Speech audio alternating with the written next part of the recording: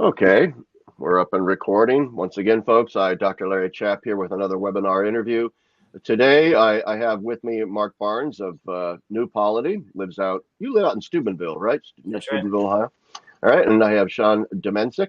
Did I get that right? Yes, Domencic. Yeah, Domencic, who runs the Holy Family Catholic Worker House in near Lancaster. Is it in Lancaster or It's in just the city, yeah, right in the it's city. right in the city of Lancaster, PA, which is not far from me. So it's a crying shame, shared due to my own laziness, that I haven't found my way out there to visit a fellow Catholic worker, who's only, I think you're about maybe 2 hours away from Yeah, from not our Catholic worker farm, and it's also beautiful country out there near Lancaster. definitely. Anyway, we are here today because we are the three co-signatories of the main authors, if you will, of something that is on my blog page and is posted on Sean's page as well, a manifesto for a new traditionalism, or of a new traditionalism.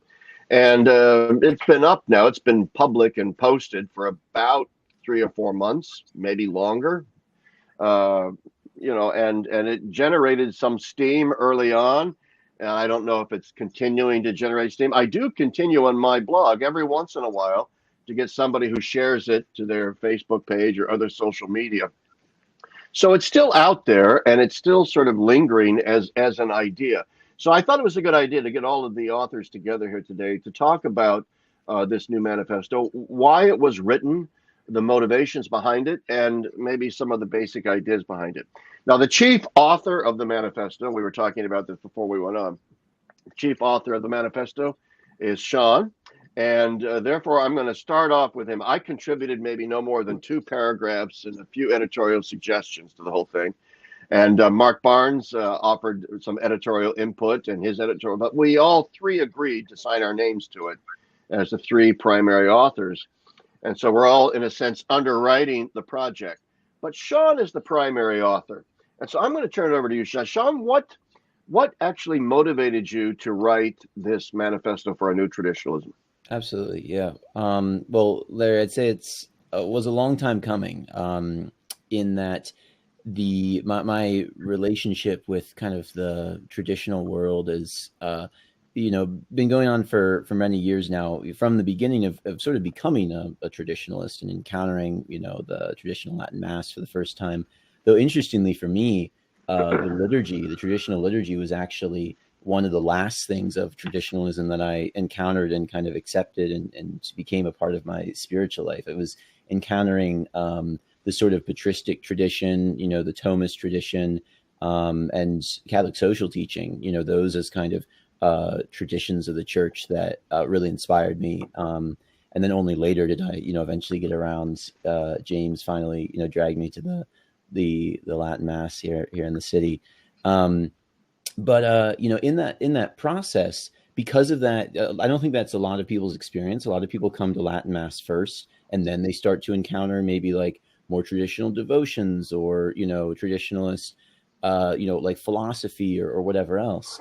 And for me, it was kind of jarring, having encountered the social encyclicals, the patristics, and stuff like that, and then going into various sort of Latin Mass circles that were not in favor of social teaching. You know what I mean? Like the sort of lines that they thought was full rich Catholic tradition were very different than what I encountered, and that was kind of shocking to me. And as I encountered more, I married into the traditionalist world. I wasn't born and raised in it. And my wife is a lifelong trad, was baptized even before Summorum Pontificum in the old rite. Wow. And so encountering a lot of these sort of just families and friends that I made throughout that world, came to realize that while there was so much goodness there in terms of the church's traditions, that I definitely, my initial experience was kind of a feeling of like encountering something that I wish had been handed to me intact. Like I was so glad to receive it, but then also realizing that what existed in the sort of traditional world in many senses wasn't the full breadth and depth of what tradition means, in the sense of the handing on of the sacred of the Catholic faith.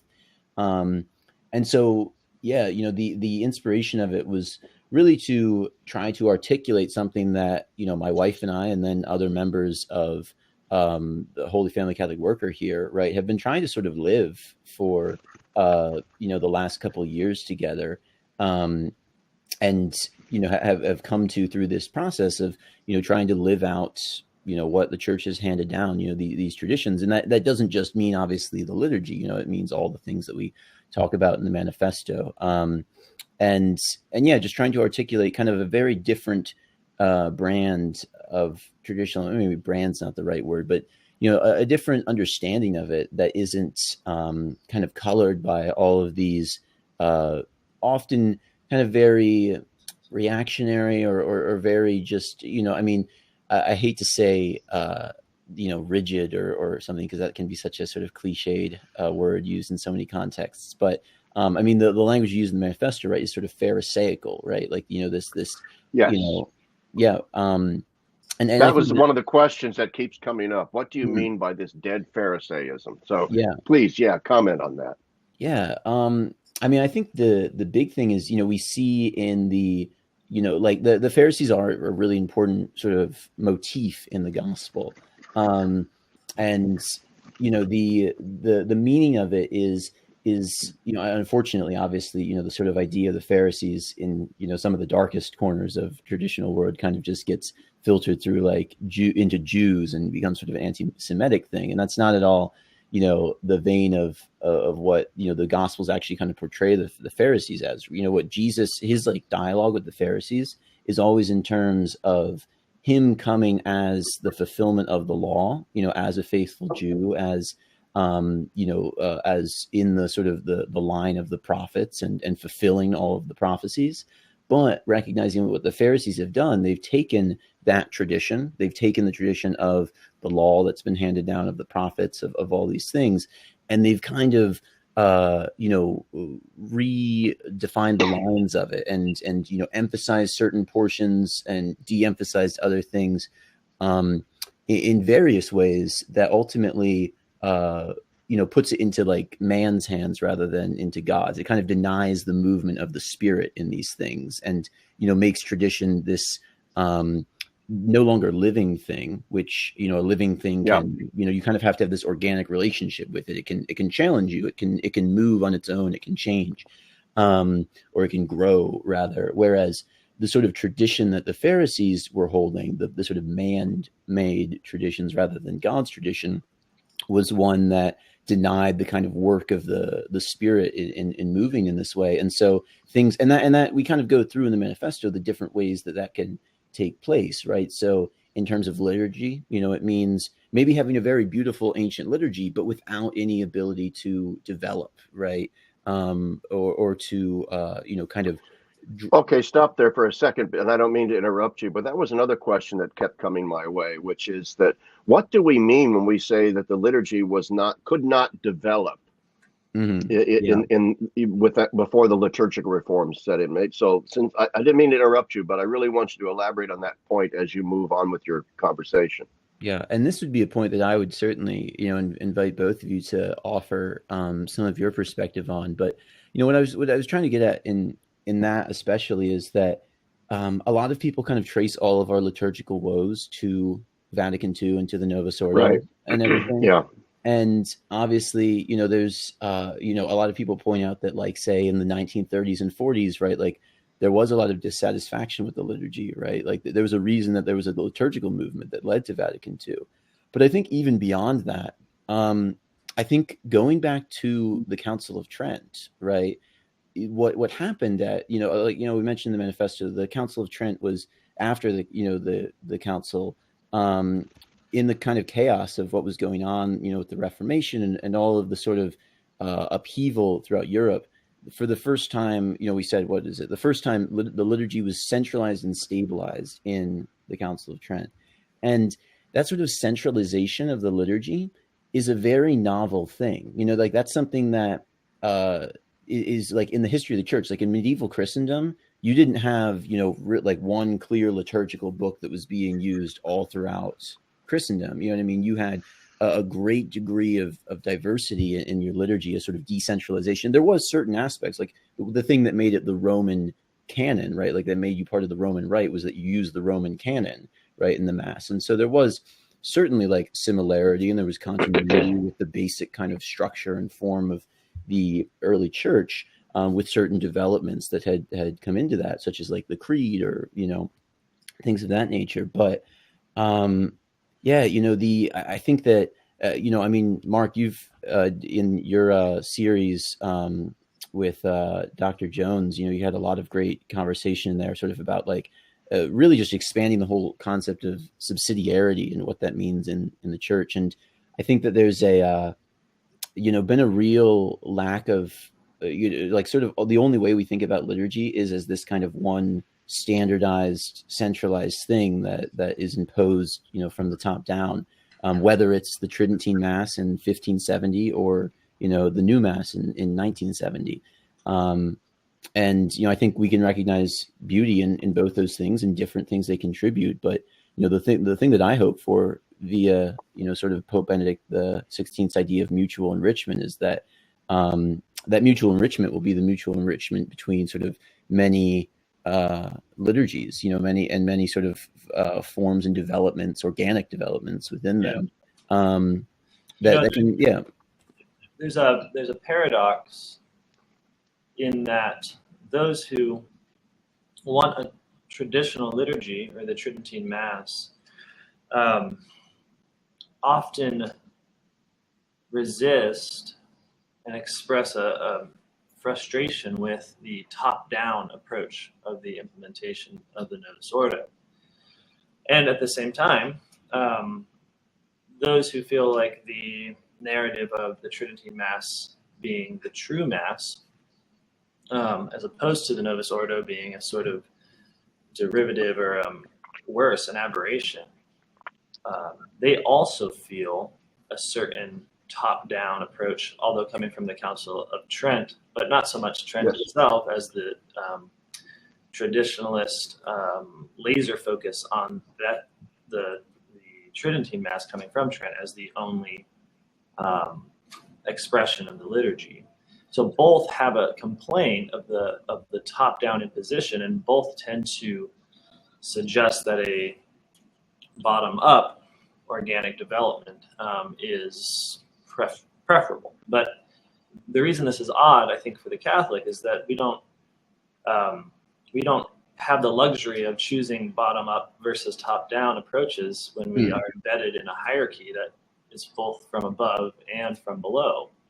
So what I mean to say is, if you make the argument, for instance, that the Tridentine Mass, as we understand it today, is a process of from below development, and the Novus Ordo is this rude interruption of this, then you have to deal with historical, obviously top-down implementations of liturgical centralization, like Charlemagne's suppression of the Gallican rites and, the centralization of the Roman rite during the Carolingian reform.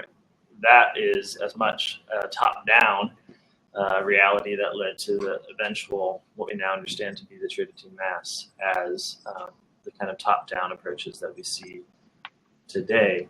So it has to be a integration where we're both receiving in obedience from the church, and also recognizing that we are not, as laity, we're not separate subjects of the church. We are the church, and our own reactions and our historical appropriation is part of the church's movement in history and time.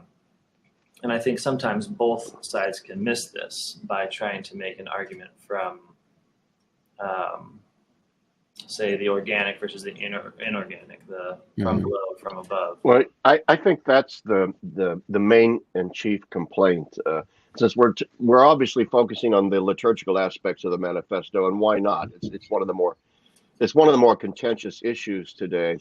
And yes, a lot of the traditionalists make a big deal about the way the Novus Ordo was implemented just by papal fiat, apparently after the council, top down. And you're absolutely correct. I mean, the Tridentine liturgy is called Tridentine for a reason, as it flows out of the Council of Trent's centralization of the liturgy around this one particular form. And it wasn't the only centralization of the liturgy, as you correctly pointed out, that had taken place in the history of the church in a top-down way. However, to play devil's advocate here, and I'm in no way saying I'm agreeing with this argument, advocates of the traditional Latin Mass who are hypercritical of the Novus Ordo, like Peter Kwasniewski in all of his multifarious writings and social media postings, and I like Peter. He's something of a friend, a social media friend. But anyway, he would make the point. Yeah. It's there's been a lot of top-down stuff, but his argument would be that at the very least, however, all of the previous top-down arrangements were at least working with a substrate of material that was bottom-up percolation of organically developed liturgies going back to the earliest centuries of the church, whereas the Novus Ordo really did represent a kind of liturgy by theology committee and was an altogether kind of different sort of fish. Now, I don't agree with his scorched earth trashing of the Novus Ordo, but maybe one or both of you could address that issue, because I'm really kind of ignorant of these historical questions. Mm-hmm.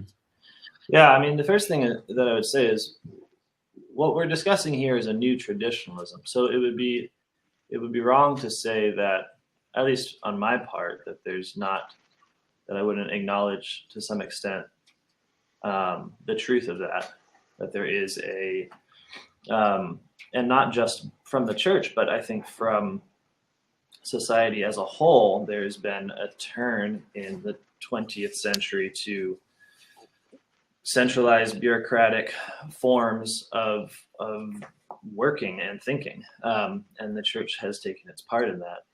Yes, it's not the only place where I think we sorrow over that.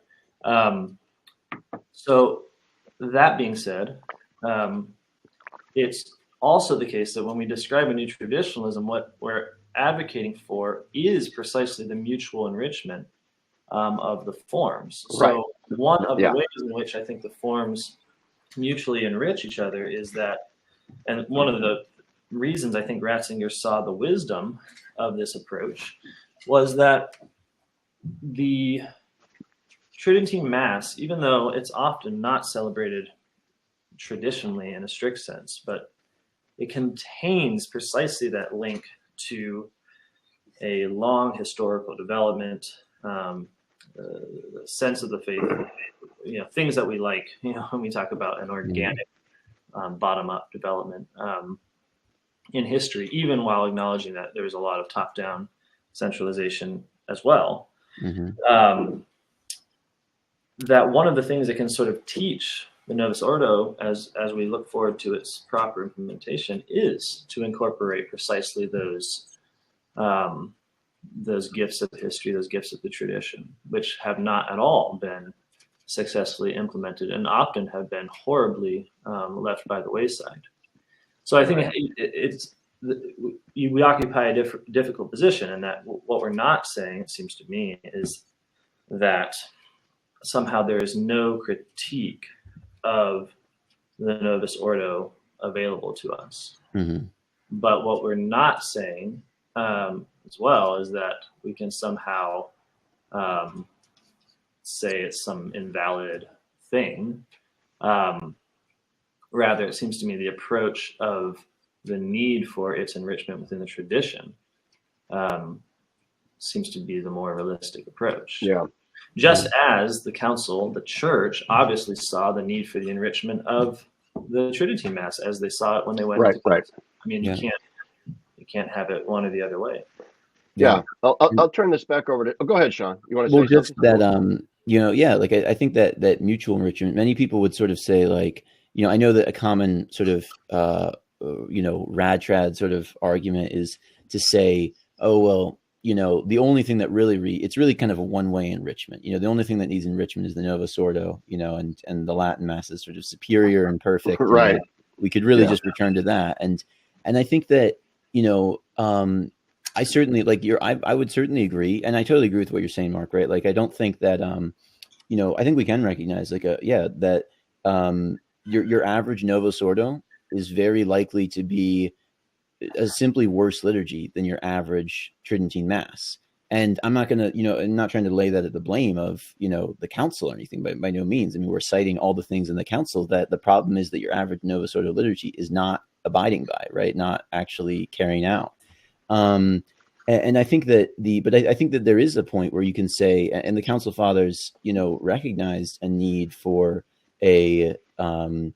for development of the liturgy, because there was this large liturgical movement through the 20th century, the early 20th century, right? That led up to the council, and a recognition that the liturgy did need sort of development. And interestingly, like a lot of that development, like what I think you said well, that the Tridentine Mass gives us this kind of access, we said this in the Manifesto, this kind of access to what we've lost in many ways in Christendom, that sort of sensus fidelium that was worked its way into the liturgy. But the Novus Ordo actually revives certain things from ancient liturgy that were lost. So, for example, I mean, the intercessions, right? And certain, not, it's not required or even, suggested by the council that it should be universally vernacular, right? But elements of the vernacular, yes. Things like the Kiss of Peace. I know the Kiss of Peace is very controversial. I'm a pro Kiss of Peace guy. The patristics, St. John Chrysostom was really into the Kiss of Peace. So am I, you know what I mean? Like, I'm a pro Kiss of Peace guy myself. Yeah. Too. And I didn't used to be. I used to be a fire breathing. I would too. When I was first to Trad, I was like, you know what? I'm just going to stare at the altar. My gosh, Jesus is up on the altar. Yeah, Jesus is up on the altar, and we're turning to each other. How dare us? Mm-hmm. No, well, it seems to be there. One of the problems with traditionalism is that you kind of have to pick your tradition, right? You have to pick where it starts. Right. It can't simply be a matter of time, because we're talking about historical development. We have to, and this seems to be what's fundamental, is if we depart from trusting obedience to the church, a love for the church, and a hope for her flourishing and her freedom, we depart from that for the sake of some particular time in history, some particular moment. This is where we run into these oddities, that we can't understand any development apart from a radical break. And, I've been afflicted by that in some ways. But learning about the diversity is very helpful in this regard, because it says, well, we want a tradition that isn't about picking a pure sort of golden age mass, but one that is the mass right now in the fullness of a tradition, which includes, everything since the Last Supper. Now, obviously, it's always going to be, to my mind, it's always going to be imperfect, because it is a striving for a consummation that's only going to exist in heaven. But I think we can do a lot better, both than the sort of historical oddity of the way we celebrate the Tridentine Mass these days, especially in America, or the obviously jarring difference within the poorly implemented Novus Ordo. I think. Yeah. But I don't think the answer is quite historical. This is why we need trust and we need obedience, because the answer has to be an answer of faith and of love and of work, and not an answer of and nothing wrong as well with theological retrieval. Well, that's the other thing. One of the critiques of theological committees is a good critique. It's a critique of a bureaucratic rejection, a sort of superiority, a navel gazing. Right. And you see this all the time. If you've ever met a theologian, they're very prone to it. But at the same time, it's like, look, we can't pick and choose. Obviously, the same folks that would depreciate that kind of work coming from the Vatican tend to be great supporters of Humanae Vitae, for instance, which was obviously something done by commission, a theological work, right? Totally seen as against the development of the times, etc., and praised precisely for this fact. We don't necessarily get to choose which bureaucratic results we like and which we don't. The bureaucracy itself really can't be the object of our critique, even though we can say that there's something in itself disappointing about it, insofar as it imitates the ways of the world, and insofar as the faith of the laity has become so bad and obscured that it seems to require great interventions by top-down theological approaches, because we simply don't have faith certainly does on the ground. But to get back to the manifesto, and then maybe Sean can comment. And I agree with everything you just said, Mark. I mean, in fact, theological retrieval is extremely important.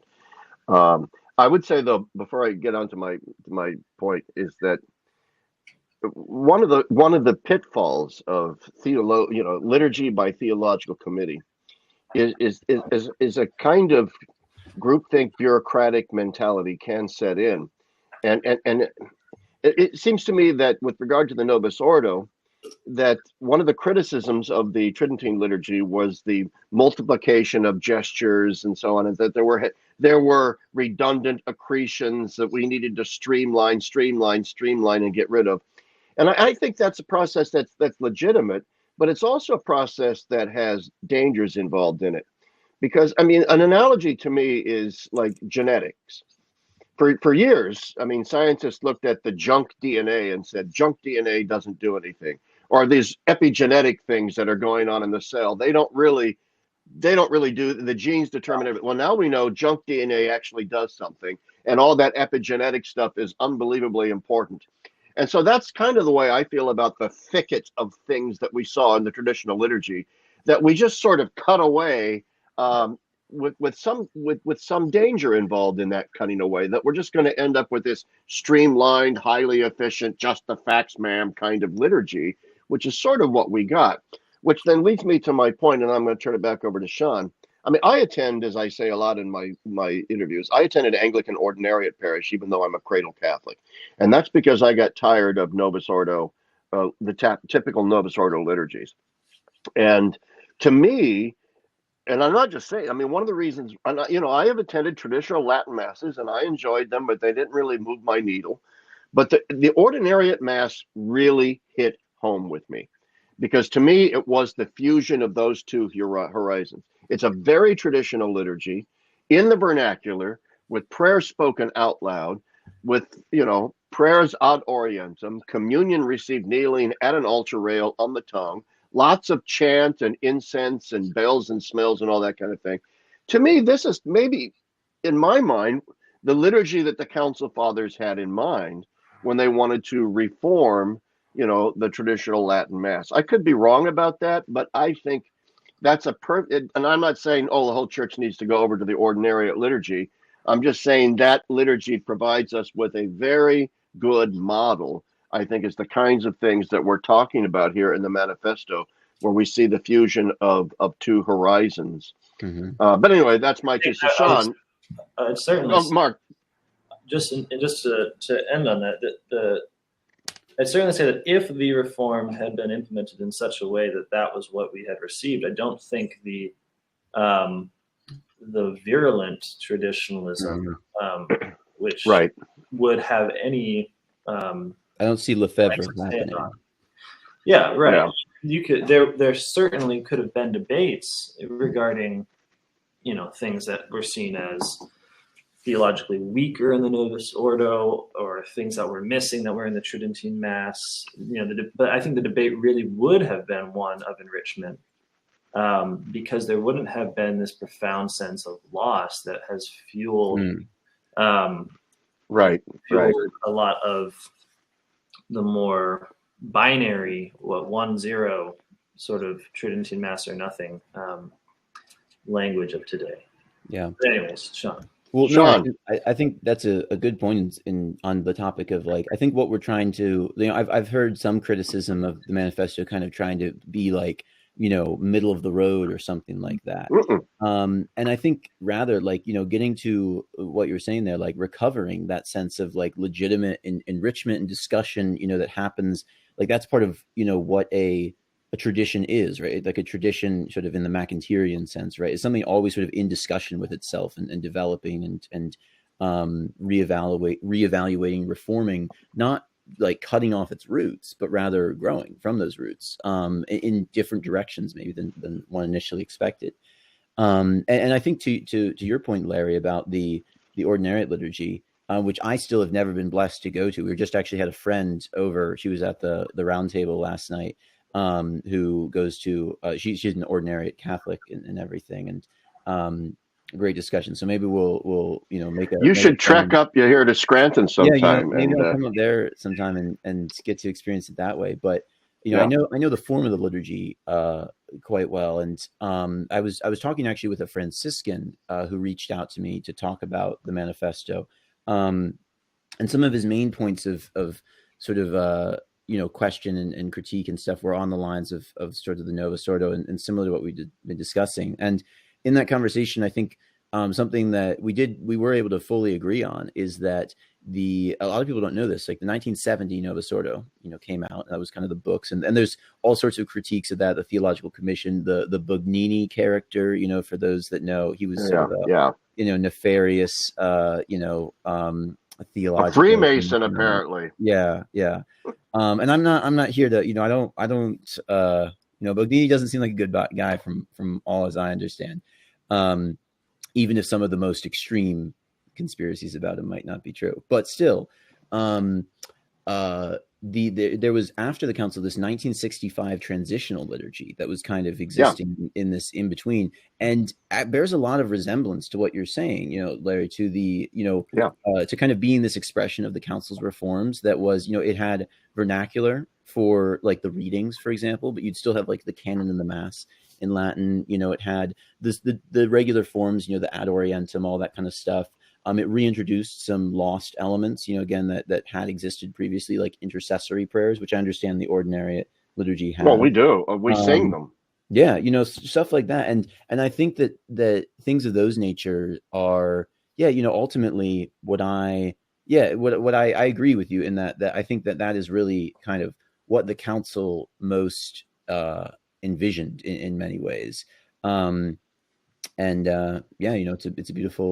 a beautiful liturgy, but at the end of the day, we don't have that, right? So like, here at, we live 3-minute walk from our church, and we go to both the Novus Ordo and to the Latin Mass, and are happy to do it because we see, there's elements in both of these, and it's we have to work with what we receive, with what we have, and always be open to that, the Spirit moving at the same, like you have that receptive posture of like traditionalism, but also that open posture of the sort of charismatic nature of the church, and be open to development in that. I agree, and along those, since this is a manifesto on a new traditionalism, therefore it is some kind of a traditionalism. It's important, I think, for us to be very, very careful about our use of the word traditionalist or traditionalism, because people invest in that word all kinds of nonsense. Mm-hmm. They look to certain church practices of maybe just the past couple hundred years, and then they blow that up into that's a dogma of the faith. This is the tradition. So let's just one example, and then we can move on to other elements of the manifesto, unless you want to comment on this further. This idea of worshiping ad orientem, for example. How many traditional Latin Mass traditionalist types, and I've run into this all the time, think that the reason why the priest should have his back to the people is that he's facing the tabernacle, which is completely absurd. Even if there were no tabernacle, the priest would still be facing ad orientem in traditional worship, and it's nothing to do with Jesus facing Jesus, which is in some sense a complete absurdity. The reason why Ratzinger points this out in his book Feast of Faith, the reason why what we mean ad orientem is you're facing east, liturgical east, okay? The risen Christ. In other words, there's an eschatological emphasis here. So wherever there is a strong eschatological emphasis in the liturgy, you are in some sense practicing what the liturgy meant by worshiping ad orientem. And Ratzinger counsels that even if the prayers are versus populum, if you should put a big cross, right, on the altar that the priest faces, or on the altar in a way that both priest and people can face it, because then you are encountering the eschatological reality that the entire liturgy is pointing towards, that all ad orientem worship is pointing towards. When I say this, traditional Latin Mass people that would say to me, yeah, well, the priest should be facing the tabernacle, they're like blown away. Like, oh, Oh, yeah. Okay, I see what you mean. I mean, even Ratzinger points out how absurd is it you've got Jesus needing to face Jesus. Mm-hmm. And anything, anyway, I'm on a ramble now. If anyone wants to comment on that, feel free. But we can move on to something else too if you want. Yeah. Well, I mean, I think, and this maybe is a good transition to other topics, is that there's so many things. I mean, you hear a lot of claims about because Marc, you mentioned like there's this sense of loss. You know what I mean, that people have, and that's I think part of why from the other side, there's a critique of some people say why do you have that new stuff in there? Other people say, well, why identify with traditionalism? You know what I mean, in the first place, with all of its negative connotations. And I think responding to that sense of loss is important, right? Like so many people do have this deep sense of like, that in this, we live in this, liquid modernity and are all suffering under it. Right. And so have a desire for something solid to stand on, right. For tradition in that sense. But I think the problem comes in where you have this kind of grasping for tradition that, really limits its full breadth because like you said, like that's like sort of one particular argument, right, on liturgy. And I've heard many others, about kind of like, like little minutia throughout the liturgy or other, people get a sense, they hear like, one line, repeated by like some, sort of firebrand traditionalists or something. And they're kind of just like mantras that are repeated like, oh, this is tradition. When in fact, it's often not, right? Like the things that that are often repeated and sort of memed into reality as like true tradition, like this is what the church has departed from, are often, sometimes, great oversimplifications of something that's much more diverse and complex, as you were pointing to as an example of that. And sometimes they're just blatantly wrong, right? Like sometimes the stuff that appears to be traditional is just sort of man's traditions, even in contradiction of God's traditions. And, maybe that turns us well to some of the other points, because I think that's very much in the vein, like when that first section of the manifesto, right, like sort of about the, on Lumen Gentium and the nature of the church and such, or on Catholic social teaching, right, in that third section. I think there's a lot of points there where traditionalists have certain sort of ideas that they say, oh, this is where Vatican II did everything wrong. This is, they've departed from true tradition. When in fact, like their idea of what the sort of true traditions are there is dramatically outside what the church teaches and has taught. Very true. And we've been now talking for about 45 minutes on the liturgy. Which is great, which is fine. I to me, it's one of the central. It's like the neuralgic point with most traditionalists. So why not dwell on that a bit? But since we have Marc Barnes here, and I don't want to squander this wonderful resource. And by the way, to all my viewers, go to New Polity because they're doing great things at their webpage. It's newpolity.com, right? That's all it is, right, Marc? Just right. New Polity. Yeah. So go there. I urge you, go there. It's just they're just doing fantastic work over there. But anyway, let's get to the part of the manifesto that deals with Catholic social teaching. Because one of the things, and I think you're very correct in this, Sean, and you and I are both Catholic workers, and of course Marc is often dealing with political theology, political philosophy. What are the social and political implications of the gospel? Too often traditionalists, it seems to me, equate fighting for social justice with mamby-pamby liberalism and with trendy causes, and that kind of thing, and so classic, so you've got this bifurcation in the church between conservative traditional Catholics who don't give a damn about the poor and all that, and then social justice warrior Catholics who don't care about orthodoxy. So you've got this split, orthodoxy, orthopraxis, big rupture. Neither side trusts the other side. And so part of what we're doing here with this manifesto, and as Catholic workers, because it's the vision of Dorothy Day and Peter Morin, is to bring those two worlds together. So I'm going to actually first turn it over to Marc, because I'd like him to comment a little bit on what do you think are the pressing sort of socio-political needs in light of Catholic social teaching or challenges in the church today? It's a small question there, Larry. Easily well, answered. Feel free to take a little tiny chunk of it if you want. Well, there is nothing in the world that is not the object of Christ's redemptive work. There is nothing human that is not supposed to be redeemed. And it seems to me that the perennial problem of unfaithfulness throughout history, but especially in our time, is imagining that Christ's redemptive work only belongs to a certain category of human reality. And this is where you see conservative, liberal, right, left splits within the church, is that the church is not being seen in her beauty as humanity's redemption, all of it being redeemed, everything, our politics, our economics, our family life, the way we relate to the soil, the way we relate to the unborn, the way we relate to the cosmos, that there is no reality outside of Christ's saving work. All of it matters. Now, that is the fundamental self-understanding of the social encyclicals. This is why most of the social encyclicals coming from the church begin with a defense of the church's right to speak on social matters as the expert in humanity, because we are humanity being redeemed. Okay, so within that paradigm, the problem is that often you see the church as supplementary to a ideology.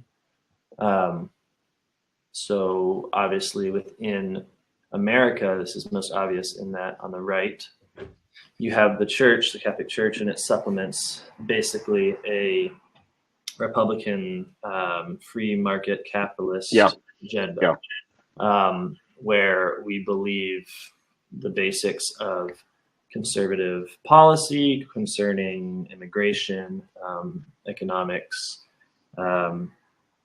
and we add to that Catholic moral teaching limited to certain categories like human life issues, and then we have our liturgical preference sort of within there. And so often you see this co-opting, I think, of traditional Mass, Latin Mass, with that side on the right. Similarly, on the left, although it's a little different, you have the limitation of the church to essentially a community force that's there to support various social policies, usually advocating for the government to run them and limiting itself to that, and not having a say on issues of personal morality, and then having no concern for no sense that the liturgy matters to the social order. So in the middle, not the middle, but the transcendent other, you have the church as understanding its liturgy as the expression, the full expression of our society being redeemed, that we come together to be redeemed. And that this must incorporate those pieces and parts that the right and the left have. So, I mean, this is a very basic view, and I think most Catholics understand this because you understand your faith to be about everything, not about some things. I think what you just said there is very important, and then I'm going to turn it over to Sean, that most Catholics understand what it is that you just said. And it also harkens back to the liturgy wars as well. The fact is the loudest voices are on both extremes. All right, so the loudest voices are on the extreme of the traditional Latin Mass, or the yea, Novus Ordo, no changes to that whatsoever. And then, but if you were to propose to most average Catholics, say the Anglican Ordinariate liturgy without calling it, they would say, hey, that's cool. I like that. That's exactly what we should have. Let's do that. And I think it's very similar when you talk to most Catholics about politics. You've got your right-wing Catholics and you've got your left-wing Catholics. And yet I think most Catholics, if you were to present to them what Sean has presented here in the Manifesto, they would say, well, yeah, that makes perfect sense. The extreme right and the extreme left. And once again, we're not trying to situate ourselves in the middle, which is boring and beige. But anyway, Sean, do you want to comment? Because you were the primary author of this very important part of the Manifesto. Mm-hmm. Yeah. I mean, and certainly, I want to reiterate what you were saying about people ought to check out New Polity, and that, I've definitely been very much inspired Oh and yeah. informed by their work, and they've done a lot of great stuff, and happily a contributor. Um, and yeah, I think for me, the way that I think about it, and I think Mark's point about the sort of like the sprinkling Catholic social teaching on top of an already existing ideology is a good way of describing it, and is like what you normally see. Um, and I think that, one way, and I'm curious, Marc, how you see this relating to a lot of the stuff that you've discussed, on the New Polity podcast and such, is that a way that I conceptualize of it is that you've got this kind of really, since modernity, like going back in many ways to the Reformation, but certainly to the French Revolution, you have this dichotomy between the right and the left, right? And it's a very real dichotomy. It's not, I don't think that I think that, like, you can see it across centuries and in different countries and places, and that it kind of boils down to, as wrote in the Manifesto, right, this kind of emphasis on hierarchy, right, with opposition to projects of that seek to threaten an existing hierarchy, and then this project of liberation that sees liberation as something which eliminates hierarchies, right? And I think that, like, what Catholic social teaching is the reason that can even exist in modernity, right, is that like Catholic social teaching, and this go like even like the medieval order, right? Like going back to Christian sort of social practice and thought all throughout its history, is the ultimate expression of hierarchy and liberation in a synthesis, right? In perfect harmony. And that idea is, to any Marxist or leftist or whatever, the idea that like liberation entails and is wrapped up in hierarchy and is produced by true hierarchy, right, is wild, right? But then on the other hand, on the right, you have this idea where like existing hierarchies, that already exist, are sort of identified with God's hierarchy. So this idea that oh well, like any sort of radical movement, revolutionary movement, liberation, movement is clearly threatening to overthrow God's order in society, because they're challenging free market capitalism and the giant the sort of usurious wealth structure of Wall Street or whatever else.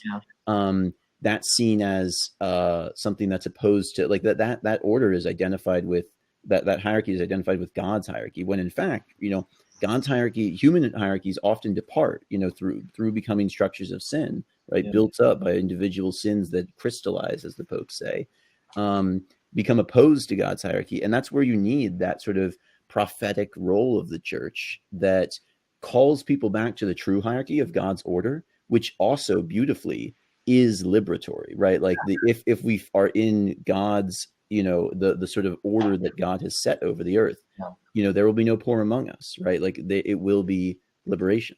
Yeah, the principle of Catholic social teaching can be reduced simply to this: all power should be used for the common good. And that both requires hierarchy and then service. So on the one hand, it requires that we have power, that there are people above and below, not for the sake of domination in the sense of subjection, but in the sense of gift that we receive from those who have more power than us. And the right ordering of society is the ordering of all these various power differences for the sake of giving to the very weakest. So power quite literally flows from the top, from God, who is the source of all authority, all the way down to the very lowest, for the sake of the very lowest.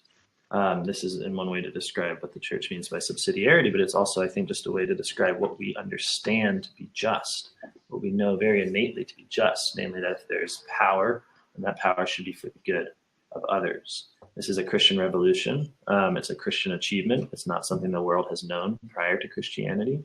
And so it is the church's office to oppose all forms of unjust hierarchy or power that's used for the sake of some private gain, as opposed to power that diffuses itself in the gift of the good, all the way down the social order. Now, this might sound like a kind of grand cosmic vision. That's because it is. I don't think we should It's fantastic. Keep deny going. I that it's a love it. cosmic tradition. But I think that to bring it to our day, it's like, look, Americans live, whether we like it or not, traditionalism in its current kind of machine gun form is an American phenomenon. And there's a reason for this, I think, because we have to be earnest and honest about what traditionalism fulfills in our hearts. It's not always the pursuit of holiness, even though it often involves it. Americans live under a very simple regime called liberalism. It's been around for a while. And we also live under a very powerful and potent version of it, in which the liberty and goodness of the person is expressed in confrontational terms with against hierarchy. So what I mean to say is, within America, the cards are kind of on the anti-hierarchy side to begin with. Why? Yeah. Well, you think about the birth of our nation, right? We were made in resistance to a king, an unjust king, and we were made in resistance to a land, namely the New World. And the way we have come to understand ourselves again and again, when we ask questions of who am I? How do I know I'm righteous? How do I know I'm good? We are increasingly detached from the Christian tradition, which gives us those answers, that goodness is in holiness, that goodness is in the use of power for the sake of common good, identity is in Christ.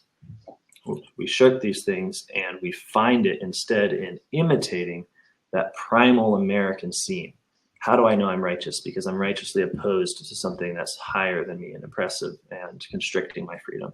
How do I know how do I know my identity? I know my identity in rebellion, in revolution, in saying that I have an authentic truth, and I know this precisely because it's being squashed or pressed down by extrinsic social forces, institutions.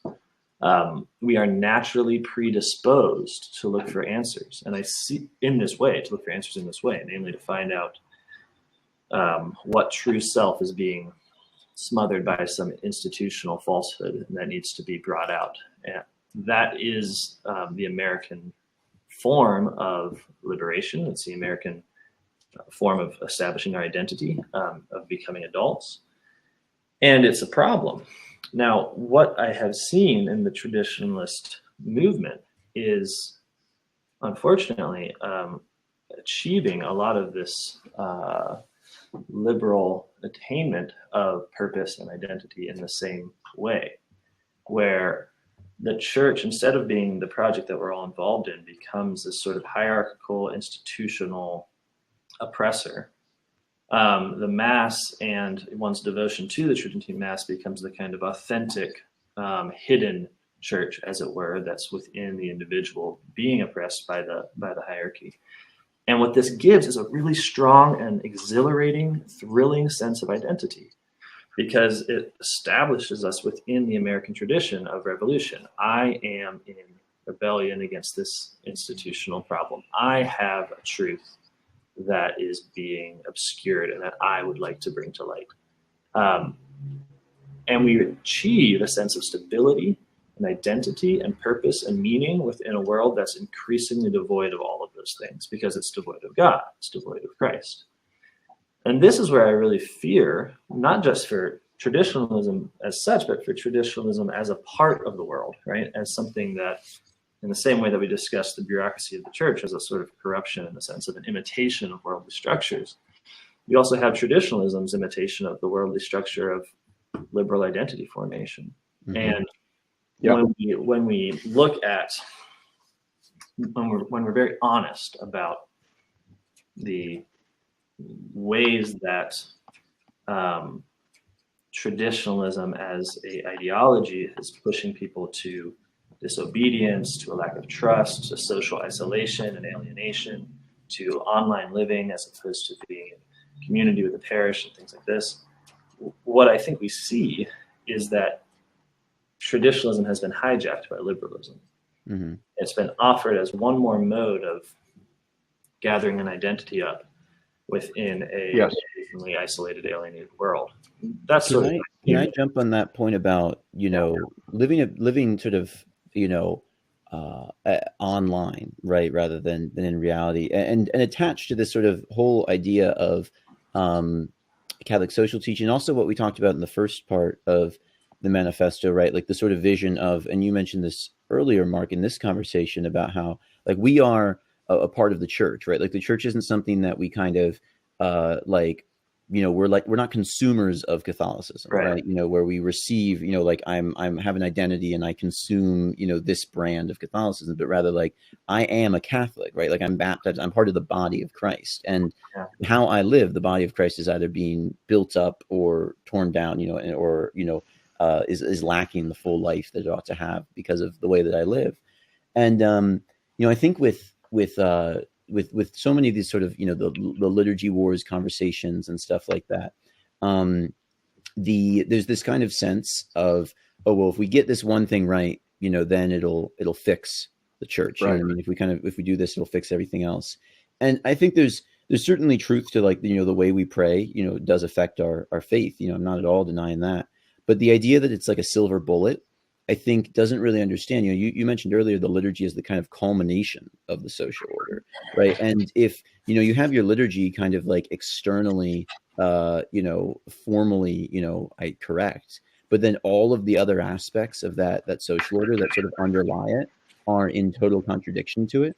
That I think is, lies at the root of that kind of like fake liberal traditionalism that you see. Like you have people who are really fixated on doing the right thing traditionally, liturgically, like that during that little section of the week, but they don't have any, like there's no sense of that there's anything wrong about driving 2 hours to a liturgy and being totally like disconnected from an actual like physical community of fellow believers who are caring for one another economically, right? Who are building one another up, teaching one another, praying together outside of, driving long way to the liturgy, but, in their homes, in intentional community. And I think there's...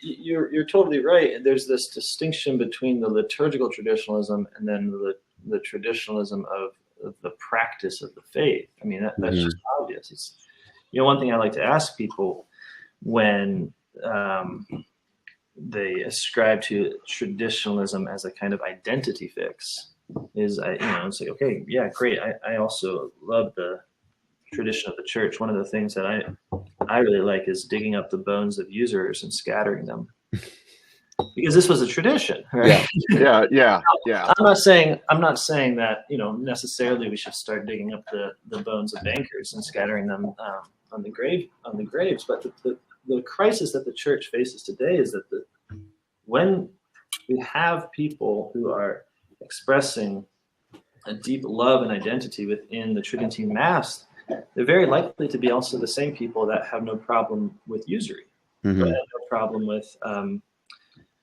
having their money invested in the stock market. That there is a disconnect, again, like we spoke of, between the traditional liturgy and then the traditions of the church, where the actual practice of Catholicism is reduced somehow to a couple of moral acts and then a liturgical preference, as opposed to being a life, an entire life of being redeemed. So there's also the phenomena. I've said this to Peter Kwasniewski. The fact is how non-traditional traditionalists are in being such a lay-led movement. I said to Peter, I mean, look at all of the theologians post-Vatican II that are in the church now who are lay people. And you yourself, Peter, running all over the world, giving all these talks on liturgy and all these internet fiddleback fuss budgets that are on there, agitating for this and anything. They're all lay people. And this would have been non-existent. It would have been unheard of in any vast way before the conciliar reforms. Yeah, you had some people like the Dietrich von Hildebrands of the world, and it was more common to have lay people that would be scholars of philosophy. But you certainly you talk about how traditionalism really is like this identity fix, and I think that's kind of a genius idea. Not the least, it's an idea that I've blogged a lot about over the past year, where I basically said, that a lot of this traditionalism is a kind of expression of the modern fixation on the therapeutic self, kind of Carl Truman's idea in his great book, that it's an identity fix. Let you Go say it. ahead. I said I should have let you say it, Larry. It sounds like you've got a. Well, no, you actually have a greater, I think, scholarly handle on it than I do, because political philosophy and all that kind of stuff, and psychology, and it's sort of out of my wheelhouse. But I did have that insight as I was reading so many traditionalists, that this just smacks of a kind of modern construction of the self, as this projection of my needs. One of the things I like that I haven't blogged about, one of the things I like that you said about how this is such a quintessentially American thing, and I think you have correctly identified what it is about the American character that then finds expression in traditionalism, and why it is therefore that the traditionalist movement is so much an American phenomenon, maybe as well as it's the UK and France too, maybe for peculiar. Well, I think what's and I'm focusing on what I think is bad about traditionalism, and I'd like to sort of pivot on that. But I think that where it goes off the rails is where it preaches a sort of obedience to a church that is not real or present, but is not an actual obedience, and so actually manages to have obedience in the form of rebellion, which is the essential American turn for the Catholic, because rebellion is, again, the American mode of self-affirmation. There's just no doubt about it. So, which is why Catholic obedience in that form, it's a sort of apotheosis, as I've said in one of my last blog posts, I actually referred to some of the more extreme elements of the Rad Trad movement as anti-Catholic, a form of anti-Catholicism, because, and what I meant by that was that they're disobedient to the only real church that is, and are only obedient to a church that is in their imagination, is a construct of their imagination. Sean, I think. Well, yeah, just on that topic, I think the something obviously, a sort of new polity Schindlerian theme is the sort of loss of the real, right? Like the departure from the real. And I think so much of, so much of life, right? Like in modern sort of technocratic industrial capitalist society involves that kind of alienation from the real world, right? So like, one proclaims to be a traditionalist, but one is, using this kind of the system of, the automobile and the highway to get to where, one's, rooted community is. One is engaging in everything, primarily through sort of digital means, living, like sort of disconnected from an actual, when you think about like traditional living, traditional lifestyles of, the old peasant family, on their land with their sort of multi-generational home, literally like a walk away from their church, and deeply rooted to like a real sort of physical, actual instantiation of the kind of social order of traditional Catholicism that they live within. We have, we can kind of put on the outward veneer of like, oh, I'm a traditionalist, I believe XYZ, I post about XYZ. But, when so much of our life has been sort of taken over by these totally sort of abstract allegiances to things that aren't real, right? Like to systems of money and everything that are just sort of pure fictitious abstractions, to ways of to having like community, which isn't actually like real embodied community, but rather is like, occasional social events that's primarily mediated through the internet, right? So I don't, and this isn't something that like people, I'm like wagging my finger at for like not being perfectly, living traditionally, because this is something that like we're all suffering under, right? Like we're all, in liquid modernity, right? Like this is the, the sort of loss and burden that everyone's bearing. But I think it's just important to be aware of that and not to kind of fool ourselves to thinking like, oh, I'm actually living really traditionally by just putting on like the external forms, the sort of outward veneer of it, without actually living out, what that would really entail if I took it seriously. Yeah, and this goes to something that I think is one of the reasons we need a new articulation of traditionalism, in which it's a reception of the tradition from the living church. Tradition is a handing on, and not a historical picking and choosing that skips somehow generations and the real people and the real movement of the Spirit. One of the things that is painful to see is that the traditionalists, when we plug ourselves to a ahistorical past, it's a self-defeating mechanism by which we ensure that we will not achieve the ends of traditionalism within the living church. So what I mean is this: there's a certain way in which I just think the traditionalist reaction to various bureaucratic decisions, to certain losses of theological articulation within the Novus Ordo, they are good reactions. And what we need more than anything is for this to be the reaction of the church, right? So not the reaction of the traditionalists, but the church herself reacting to history, to her own priests, to her own bishops, to her own popes. Because the life of the faithful is entirely relevant to the establishment of who and what the church is in time. I mean, in some ways, it's hard to even speak of these as distinct units within the church because it is the church.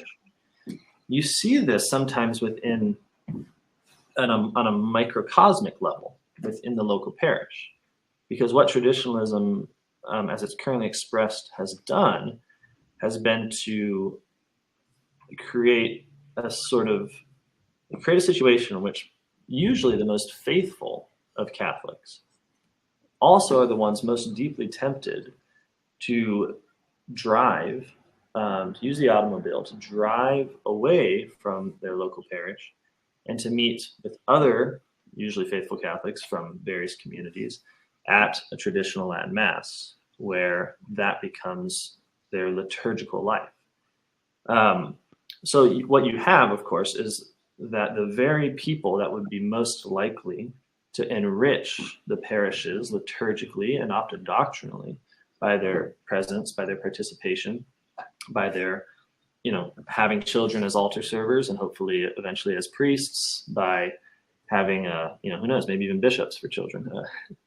That this generational historical reality where the reactions of the lay people does in fact matter and change the church, becomes instead this ahistorical leaving of parish life for centers perceived to be a more true version of the church. Now, that is what it seems to me Pope Francis has been so worked up about in some ways, is that it's not the presence, as it were, of traditionalists in the church that's so bothersome. It's the increased absence of traditionalists within the church that's so bothersome. On both the microcosmic level, you have the scooping out of all of the traditionally minded, doctrinally and liturgically, from ordinary parish life, thus effectively canceling any possibility of the enrichment of the forms, of the mutual enrichment of the forms with Novus Ordo, and also simply the possibility of a more and more traditional parish life. And then on a macrocosmic level, you have the same thing, where traditional Catholicism becomes a reality unto itself, doesn't often expressing itself more strictly in heresy, or if not heresy, at least a sort of flirtation with, sedevacantism or something like that. But even on a less strict level, I mean, it just becomes a alternative church that has nothing to say to the rest of the church. Marc, maybe to go off of that point, I think on that sort of macro level, a point I recognize, I don't know exactly where we're at in our time, but we should, I wanted to make sure we discussed sort of that second section on sort of theology and everything, even if only briefly in the manifesto. And I think that point goes really well to it, just in the sense of one problem that you see in traditional, and we're talking a lot of smack on traditionalism. I'm very much a traditionalist, right? But what wanting to distinguish why we need that sort of articulation, that new traditionalism, is that like the sort of, I think what you're saying there, right, is like for tradition to be sort of really living and really like the church's tradition, it does need to be sort of living in real dialogue and community with the church, and maybe with aspects of the church that aren't, that have like departed in some ways from tradition, but are still part of the real church and need to be, engaged with, and in dialogue with. I think that theologically, that applies very much in the way that, that there's kind of like two modes of sort of traditionalist theology. The bad one is to sort of do that, to sort of depart and say, okay, we're going to do it over here, right? Like we're going to do the real Catholic traditional theology and expressions of theology over here, and just totally ignore and sideline the actual real church of the Second Vatican Council, of the development since the Second Vatican Council, and et cetera, rather than have that, whatever's good in that, right, be something that exists within that and in dialogue with all of that, which I think is deeply enriching to the church, and is ultimately like how the church has always done theology, right? Like how her best developments of theology have always happened historically. Yeah. I mean, we call this a manifesto of a new traditionalism. We could just as easily have called it, although it sounds a little more pretentious, which is probably why we didn't, to call it the manifesto of a fuller traditionalism, or manifesto of a real traditionalism. Because the essence of our critique in the manifesto is that which goes by traditionalism today is a kind of faux traditionalism. It's not, as I've said in some of my blog posts, the problem with traditionalists isn't that they're too traditional, they're not nearly traditional enough. And I think that's the point Marc has been making, you've been making, and we've been making throughout these conversations. But and our time is kind of running out. We've gone an hour and a half. I don't mind going a little bit longer. It's hard to get all of us together. We're busy people. So I'm going to take a little bit of advantage and maybe go a little bit over. I'd like to discuss the issue of integralism just a bit. Especially in light of the fact that the comments Marc was making earlier about the nature of the modern political establishment and regime. Grace builds on nature, and I loved, it was genius. As Marc, I was sitting here just my Balthasarian heart, my communal heart of gift reception metaphysics was just oozing joy as he was going on about how, it's for the common good and it's a gift and so on and so forth. That requires a government that has a soul, a government that has a heart. Grace builds on nature. And if nature is really crappy, if I can put it that way, it's hard for grace to build on. There's going to be all kinds of obstacles and roadblocks. And one of the things I think the Catholic worker movement, Dorothy Day in particular, was trying to point out, all right, and this is the essence of her anarchism, if you will. It's not that she didn't believe in governance, that she was opposed to the whole modern nation, sovereign, national security state, this leviathan of the coming together of capitalism, technology, militarism, centralization, secrecy, the whole apparatus of the national security state. And now, Dorothy Day wasn't around. Now we have surveillance capitalism and the loss of privacy and the squeezing. And COVID has taught us anything. It's that the government can take away every single civil right we possess in a heartbeat, which is waving a wand, because as David C. Schindler points out in his book, Politics of the Real, that's because there's no limiting principle within liberalism other than itself. Sure. Other than itself. There are no natural limiting principles, such as a church which is recognized as having the freedom, as Marc was saying earlier, that the state runs up against a natural limit instead of something it imposed on itself. Anyway, I'm kind of rambling. Marc, I want, these are some of the issues that I would have with any attempt at a kind of hard integralism today. It's like fantasy land, because we have to start at a much deeper level than that. Go ahead. Yeah, sure. Well, it kind of goes back to the beginning of this discussion, which is what integralism gets right is this sense that there is nothing outside of the saving work of Christ. His love Right. changes everything. It changes our economics. It changes our states. It changes our politics.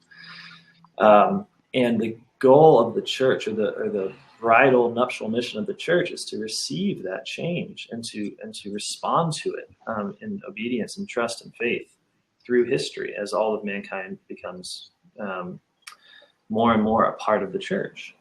Okay, so integralism sees that, and it looks at our world with its politics and its states and its governmental structures, and it rightly says this needs to be subordinated to the church, in the sense that it all needs to be changed. It all needs to be for Christ. It all needs to be, the traditional way of describing it would be for the sake of virtue. That all the politics we do, all the governing we do, is at the end of the day to create virtuous people capable of moving into greater and greater holiness. They get that right, and it's marvelous. But the reason I think there's this link between the integralists and the traditionalists, who are very often one and the same people, is they have a certain limit of the imagination on what that change entails. What I mean to say is, they agree, for instance, with things like we should have confessional states where on some level the government is expressing a direct faith, that we are a Catholic nation. But they don't ask whether obedience to Christ by a given people would ever establish what we call a state, namely, or a modern nation, as you described, namely a monopoly on violence within a geographic area that's part of a legal regime that declares a certain sovereignty, and seems to always be a sovereignty over against the church, and never in actual obedience. And it's my conviction, and I think it's the right reading of the Catholic social encyclicals, is that we should expect something quite different. We should expect the love of Christ as it changes us, as it changes the laity whose vocation is to politics, and then who move into politics, which is to say, to working for the common good within their communities, in whatever institutional governmental structures they enter, that as they sanctify that social order, the kind of militarism will go. The addiction to corporations will go. The kind of fear-based life where people are atomized, alienated, and just become suable entities within a 300 million population legal entity. I mean, this will go. And if you want to call what remains, an integral state, or you can, I suppose. But I think what's more realistic to me is to say, what is a Catholic? A Catholic is a person devoted to the radical transformation of the social order in accordance with the love he has for Christ. And if we are unwilling to say that's going to change everything, our nations, the governmental institutions that we prize, maybe even our constitutions say, if we're not willing to go all the way, then we haven't yet quite allowed Christ into our hearts to the degree that we have to. I couldn't agree more. That's a challenge for all of us. It's a challenge for me. I'm not saying I'm there. Part of the joy of thinking on this work and thinking about, okay, what does traditionalism look like, is running up on all those points where you say, no, I haven't actually let Christ into the stock market. Oh, I haven't actually let Christ into my understanding of the environment. Oh, I haven't actually let Christ here. Yeah. So it's ongoing conversion. Yeah. That's just fantastic. I mean, I'm glad to get a chance to finally talk to you, Marc, because you're a smart feller. I really like that. That was just. I mean, I've been blogging for 2 years, and you just said in like 5 minutes everything I've been groping after in Oh, 2 years. I have this remarkable blessing in my life, and it's that I live in Steubenville, Ohio. That's And right. we've been Yes. talking a lot about how the atomization and alienation of modernity allows for a kind of identity-forming traditionalism to be really tempting. Like, I just want to belong, and I want to be someone. Well, I just want to change my bio to say trad. Yeah, I want it. Yeah, trad. And I don't want to diminish it, because it really does fulfill an aching need in the human person who's lost in modernity. That is so true. This has just been What fantastic. I found in Steubenville, is just the answer to that. Not that this little Rust Belt town in Ohio is the answer, but that community, in the sense of belonging to a people, really belonging to a parish, that is to say, belonging to the microcosm church as part of the macrocosm church, is what gives us this identity and allows us to say, no, I don't need to make these kinds of identifications apart from my growth within a community towards greater holiness. I can say, no, that is who I am. I do belong here with these people, growing towards greater holiness for the sake of others, for the sanctification of the social order. So, Larry, to your point, I mean, I think that when you say there's a need for something deeper, in a way, it's just obvious, right? Because it's not going to be achieved apart from the holiness of the people who actually make up the church. And if I think anything is present in the manifesto, it's that we keep trying to do a traditionalism that has made a certain stand apart from a life of holiness, which involves the entire church, which involves communion. Absolutely. And we need all right, so we are running out of time. So I want Sean. Sean, you got the last word here. Go. Okay, sure. Take as long as you want, but you get the last word. Sure. Well, I just want to. I mean, I definitely want to second what you're saying, Mark. For me, starting, we started this this Catholic Worker House sort of after this encounter with traditionalism, with Catholic social teaching, in a desire. We were like, okay, well, we want these things, and we want them for real, right? Like, we don't just want them. I mean, I confess, I started where most people start, posting on Twitter about this. You know what I mean? Like, quote tweeting people about, the Novus Ordo, or, about Vatican II, or what have you. And, if that's where you're at, that's, you could have worse places to start, but, you can't stay there. And in trying to figure out how to live that out, I think obviously what you guys are doing in Steubenville is great. I definitely always warmly recommend a trip to Steubenville, and maybe a permanent trip to Steubenville, and settling down in such a great community. And I think that searching for and putting down roots in a real community like that is something that drew us to the Catholic worker movement, because it does have, for all its problems, we were talking, there's a lot of issues within the Catholic worker movement since Dorothy died. And, I'm reading her letters right now from the 60s, and she was, even by then, just fretting about the influx of, sort of beats and leftists who didn't believe in the church's sexual morality into the movement. But very much there's a rich tradition there, and the original vision of Dorothy and Peter is so good in this topic, and trying to live that out. Living out that community, living out that liturgical life together, that trying to have that orientation towards the land, towards ownership of homes, of productive property, and of that economy of communion, sharing that with fellow believers.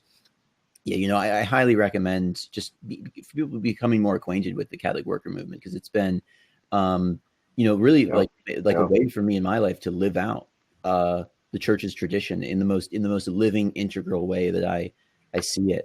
And I wanted to comment too, kind of on with Larry, what you were saying about the sort of integralist kind of thing that maybe can bring in that second point of the manifesto, which we didn't get to talk about quite as much.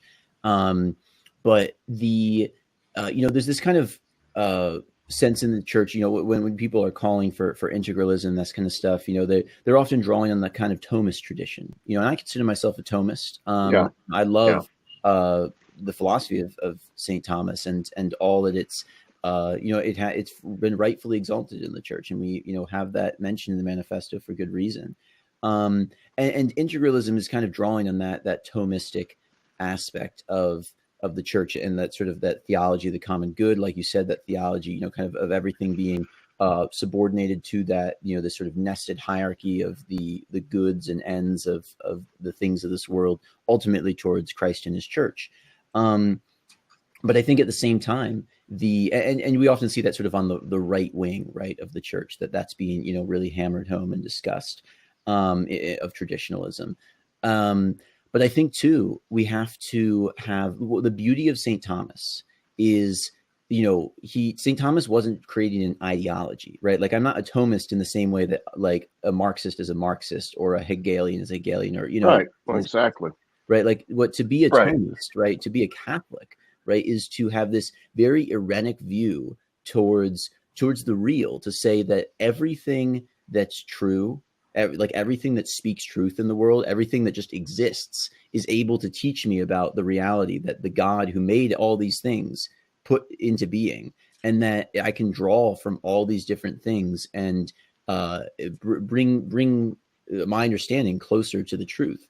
And I think what Vatican II did that's so important was that engagement with these, what the sort of Nouvelle Theologie, right? The ressourcement movement. Obviously returning to the patristics, right, which is what St. Thomas was doing. Like, St. Thomas was doing ressourcement, was synthesizing the patristics. Like, that's where he's going into the scriptures, right, and bringing that together. But also turning, he's taking this sort of philosophy that he encountered sort of outside the church, right, Aristotelianism, and gleaning what insights he could, and understanding that, and bringing that more deeply into this dialogue, this conversation with the existing tradition of the church. So I think, he was also dialoguing with Islam and Judaism. Yeah, absolutely. With Avicenna and such. And so I think an important thing with that sort of like that integralist, Thomist, traditionalist understanding is, we have to do what the church did, which is ultimately like the, most deeply Thomist thing one can do. And that dialogue with personalism, right, which was so important for Dorothy Day, right, and was ultimately in St. John Paul II taken up into the magisterium, right, but with personalist philosophy, right, which Thomists were originally sort of very cagey on, though at the same time, like, some of the most sort of new traditionalist Thomists of the age were the ones that kind of putting that forward, with liberation theology, right, which is, that's very much like, if integralism is a kind of thing of the right, that's a kind of thing of the left.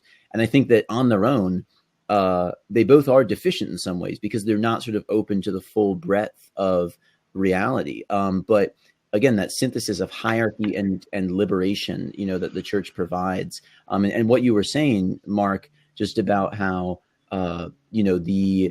like, it will transform our hierarchies, right? Like, subordinating them to Christ and creating this sort of social order subordinated to Christ will transform them, right? Like, won't accept. Christ doesn't mix with evil, right? Like, he has no admixture of evil within him. And so whatever evil is in our social hierarchies, and Catholic social teaching, the insights, both of St. Thomas and of liberation theology alike, and of all the sort of ressourcement wisdom of the patristics and such, suggests that there's quite a lot of evil in our sort of godless social order.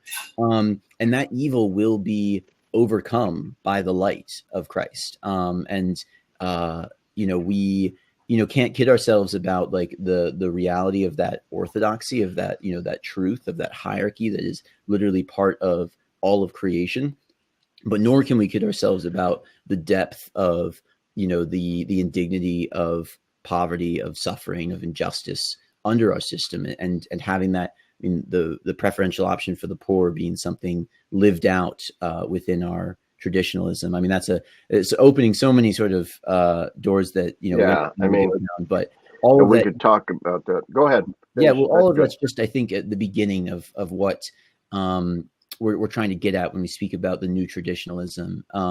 Right. And yeah, I think that, so much more to discuss there, but that's just an encouragement for people to dive in more to, I don't think that I think we'd all agree, like, none of us are really saying anything like that we ourselves have come up with any like genius idea, so much as trying to point to the full breadth of the genius of the Church of Jesus Christ and all of the wisdom that has, both in its ancient traditions and in its developments, and not trying to close ourselves off to any of it, which we see, kind of on either side. Everyone sort of wants to fixate on a little section of it and, call it theirs, and put, kind of like, little walls about it and hedge out, the enemies. When in fact there's a sort of harmonious, integral, wisdom that exists in the church that we can all participate in. Yeah. And who knows, maybe we will, within the next year, issue a sort of updated and revised version of the original manifesto, because, as is often the case, you put something out there and then you get feedback, you get criticism, you yourself get new ideas, and you think, I should have said this, I should have said that. Yeah. And so maybe we could put out a revised manifesto at some point too. Yeah. But anyway, I want to thank both of you guys. I've done about 12 of these webinar things that I post on YouTube and my blog and stuff, and I have to say, I think this is the best one yet. I have absolutely thoroughly enjoyed this conversation, and it's the first time I've talked to I've talked to Sean on the phone, but I've never actually seen him in person, even if it's via video. And Marc, this is my first interaction with you, although I've been a fan for years. And it's just been fantastic. So thank you, gentlemen, and thanks to everybody for watching. And now I'm going to hit stop record. Don't say anything rude until I tell you it's actually stopped recording.